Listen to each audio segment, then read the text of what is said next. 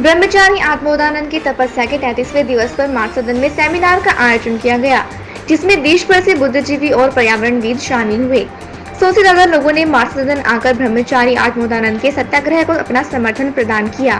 अनशन को लेकर सरकार की बढ़ती नशीलता के खिलाफ खेद प्रकट किया और साथ ही अनशन के देश भर में समर्थन दिलाने का संकल्प भी लिया। इकट्ठे हुए हैं, सरकार मान नहीं रही है और गंगा प्रदूषित होने से बच नहीं पा रही है। सब क्या कहेंगे और क्या रणनीति रहेगी? देखिए, देश में किसान आंदोलन भी चल रहा है और 9 महीने से किसान बैठा हुआ है दिल्ली की सीमा पे, और किसानों की तो बहुत बड़ी संख्या है। और 26 जनवरी के बाद से सरकार उनसे बात नहीं कर रही। ऐसी संवेदनहीन सरकार जो देश में, भाई हम मान सकते हैं कि 70-80% आबादी तो ग्रामीण इलाके में रहती है, उसकी आजीविका सीधे और नहीं तो परोक्ष रूप से कृषि पे निर्भर है। तो सरकार जब किसानों की बात नहीं सुन रही है 9 महीने से, तो हम तो ये अपेक्षा ही नहीं कर सकते कि वो कुछ साधु जो यहाँ अनशन पे बैठे हैं उनकी बात सुनेगी। ये बहुत संवेदनहीन सरकार है। हमने देखा है कि किस तरह से 4 चिट्ठियाँ लिखने के बावजूद प्रोफेसर GD अग्रवाल से नरेंद्र मोदी ने बात तक नहीं की, और उनके मरने के तुरंत बाद वो ट्वीट करते हैं। उनको मालूम था कि प्रोफेसर साहब अनशन पे बैठे हैं, लेकिन उनकी जान बचाने की कोशिश उन्होंने नहीं की, जैसे कि पूर्व सरकार ने की थी जब वो पाँच बार बैठे थे अनशन पे। तो ये संवेदनहीन सरकार है, इससे हमको कोई अपेक्षा नहीं है। हम सिर्फ यहाँ पे ये कहने आए हैं, आज यहाँ देश भर से लोग जुटे हुए हैं। अहमदाबाद से प्रोफेसर मानसी हैं, दिल्ली से हमारे फैज़ल खान पूरी खुदाई खिदमतगार की टीम को लेके आए हुए हैं। रिद्धिमा पांडे तो अंतर्राष्ट्रीय आंदोलन से जुड़ी हुई हैं, फ्राइडेज फॉर फ्यूचर, और उत्तराखंड के स्थानीय लोग ही हैं, उत्तराखंड महिला मंडल और अन्य संगठन। तो हम ये कहने के लिए आए हैं कि ये आंदोलन किसान आंदोलन से कम महत्वपूर्ण नहीं है। और अगर किसान आंदोलन के परिप्रेक्ष्य में भी देखें तो भारत का 41% किसान तो अपने खेत की सिंचाई गंगा के पानी से ही करता है। तो इतना महत्वपूर्ण आंदोलन है और इसकी आवाज़ प्रदेश में, देश में, अंतर्राष्ट्रीय स्तर पे उठनी चाहिए, क्योंकि जिस तरह से ये साधु किसान आंदोलन में भी करीब 500 जाने गई हैं, इस आंदोलन में अभी तक 4 जाने गई हैं। 3 साधु अनशन करके अपनी जान दे चुके हैं, 1 की हत्या हुई है, और अभी यहाँ साधुओं की लाइन लगी है, अपनी जान की बाजी लगा रहे हैं। तो हम ये कहने आए हैं कि जिस तरह से ये मौतें हो रही हैं, चाहे किसान आंदोलन में या गंगा के आंदोलन में। सेमिनार में भाग लेने आए हो, क्या समझते हो गंगा को लेकर के आप, और आज सेमिनार से क्या आपको? मैं सिर्फ गंगा ही नहीं, मैं काफ़ी टाइम से काम कर रही हूँ। और हम लोग, बिकॉज हम एक ऐसे मूवमेंट से हैं, फ्राइडेज फॉर फ्यूचर, और मतलब हमारे जो मूवमेंट है यंग बच्चों के, उसमें हम मतलब गंगा और हमारा जो एनवायरनमेंट है उस सबको प्रोटेक्ट करने के लिए हम लोग काम कर रहे हैं। तो मैं गंगा से क्या समझती हूँ, मैं हरिद्वार में मतलब बड़ी हुई हूँ। गंगा को मैं रोज़ स्कूल जाते टाइम देखती हूँ, कहीं बाहर जाती हूँ तो मैं 24 घंटे गंगा को देखती हूँ। हमारी डॉक्यूमेंट्रीज हर जगह हम हमेशा गंगा को मेन हमारा एक पॉइंट लेके चलते हैं, बिकॉज उसमें इतना ज़्यादा पोल्यूशन है। गंगा उन 10 नदियों में से एक है जो सबसे ज़्यादा प्लास्टिक पोल्यूशन और जितना भी वेस्ट होता है वो जो ओशंस में जा रहा है। गंगा उन 5 नदियों में से 10 जो टॉप नदियाँ हैं जिसमें ज़्यादा पोल्यूटेड है, जो ओशंस में कचरा लेके जा रही है, उनमें से एक गंगा भी है। तो ये सारी बातें कहीं ना कहीं हमें यही दिखाती है कि हम हरिद्वार में रहकर भी, हम गंगा के पास रहकर भी, हम गंगा को माँ बोलते हुए हम रोज़ सुबह शाम यहाँ गंगा की आरती होती है, बट असलियत में क्या होता है, गंगा को हम इतना ज़्यादा पल्यूट कर रहे हैं, हम गंगा को इतना ज़्यादा एक्सप्लॉइट कर रहे हैं। STPs का पानी उसमें जा रहा है, लोग जो टूरिस्ट आ रहे हैं वो अपना कचरा, अपनी गंदगी उसमें फेंक रहे हैं। कई आश्रम्स भी ऐसे हैं जिनकी गंदगी गंगा में जा रही है। तो ऊपर से वो लोग गंगा के भक्त हैं, बट अंदर ही खाने वही लोग गंगा को एक्सप्लॉइट कर रहे हैं। तो मैं यहाँ सेमिनार, मैं सिर्फ इसी सेमिनार में नहीं, स्वामी जी काफ़ी टाइम से गंगा के लिए लड़ रहे हैं, तो मैं हमेशा चाहती हूँ कि मैं उनको सपोर्ट करूँ, और मैं इसीलिए आज यहाँ सेमिनार में भी आई हूँ।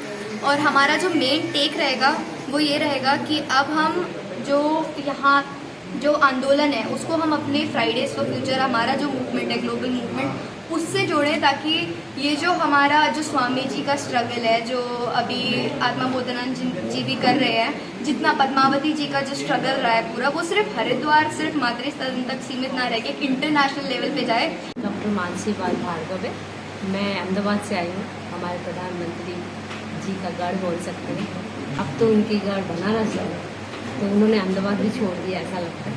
पर मैं एक्चुअली वाटर पे स्टडीज़ करती हूँ, जानना चाहती हूँ कि दिन दुनिया समाज में लोग सब पानी को कैसे देखते हैं, क्या समझते हैं उसके बारे में, और उसके हिसाब से मैं अपने रिफ्लेक्शंस देती हूँ कॉलेजेस में, पब्लिक स्पीकर्स में बच्चों को पढ़ाती हूँ। सेमिनार में जो सब लोग सोचेंगे वो एक रणनीति है, पर मैं खुद भी सीखने आई हूँ। मेरे लिए सबसे बड़ी सीख ये है कि कैसे लोग, मतलब एक यंग बच्चा, स्वामी जी से लेके एक यंग बच्चा, मेरे लिए तो कॉलेज का ही बच्चा है, मैं कॉलेज में हर दिन पढ़ा रही हूँ, कि वो भी इतना अपने आप को सशक्त महसूस कर रहा है कि वो उसके लिए अनशन पे जाने को तैयार नहीं बचाने। पर चिंता भी है ये सोच के कि जो सरकार इतने महीनों से फार्मर्स बिल में हज़ारों लोग बैठे हैं, उनको ऑलमोस्ट मान रही नहीं है। अब तो न्यूज़ में भी नहीं आते हो, रेगुलर न्यूज़ में, तो क्या वो एक बच्चे की आवाज़ सुनेगी? तो यहाँ जाके क्लाइमेट चेंज और पानी के बारे में बहुत ज़्यादा चिंता हो रही है, क्योंकि हम क्लाइमेट चेंज की बात किसके लिए कर रहे हैं? फ्यूचर जनरेशन के लिए ही तो कर रहे हैं। आत्मबोधन जी फ्यूचर जनरेशन ही है, तो हम अगर उनकी बात नहीं सुनना चाहते तो हम किसकी बात सुनेंगे? तो मैं वो देखने आई हूँ कि क्या एक पर्सन में इतना क्या शक्ति है जो उसको ये साहस दे रहा है कि मैं इस पे अनशन करूँ और पानी के लिए करूँ। क्योंकि पानी के बारे में ये समझना ज़रूरी है कि पानी और डेमोक्रेसी में अंतर नहीं है। यहाँ जाके हमको बात समझनी चाहिए कि हर एक इंसान में उतनी ही शक्ति है जितना कि हम डेमोक्रेसी में जो हमको पावर देती है। तो अगर हम बात करते हैं गवर्नेंस और गवर्नमेंट की, तो मैं हमारे प्रधानमंत्री के ही कुछ शब्द मैं बोलना चाहूँगी। 2013-14 में जब वो इलेक्शन जीत के आए थे तो उन्होंने बोला था कि minimum government and maximum governance. इसका मतलब ही है कि बॉटम अप, मैक्सिमम गवर्नेंस मतलब हर इंसान इतना अपनी बात रह सके। हम तो 7 साल से मन की बात सुन रहे हैं, बोल कहाँ पा रहे हैं? देखिए, वास्तव में ये बहुत ही पीड़ा का, बहुत ही दुख का विषय है। एक संत अपना जीवन बलिदान करने के लिए, गंगा रक्षा के लिए, गंगा को निर्मल अविरल करने के लिए बैठे हैं, और उत्तराखंड की सरकार मौन होकर बैठी हुई। इससे पूर्व भी मातृ सदन ने अनेक बलिदान दिए हैं। निगमानंद जी, सानंद जी, शिवानंद जी, सभी ने यहाँ त्याग और तपस्या की है। लेकिन आज सरकार की जो अहंकार है, सरकार का जो संतों के प्रति रवैया है, सरकार का जो गंगा के प्रति रवैया है, वो बहुत ही निंदा का है, बहुत ही पीड़ा का है। ऐसे समय पर सरकार को कहीं ना कहीं, जब गंगा की स्थिति इतनी, मैं तो ये मानता हूँ कि गंगा आज आईसीयू में है, और आईसीयू में भर्ती इस गंगा को बचाने के लिए सरकार को पहल करनी चाहिए थी। अपितु सरकार की बजाय आज संतों ने पहल की है, तो उस पर भी सरकार कोई ठोस कदम नहीं उठा रही। पूर्व में भी एक महिला संत के साथ बहुत दुर्व्यवहार करके उसको जिस तरीके से आज मरने हाल पर छोड़ दिया गया है, तो सरकार के ऊपर बहुत बड़े सवाल उठते हैं।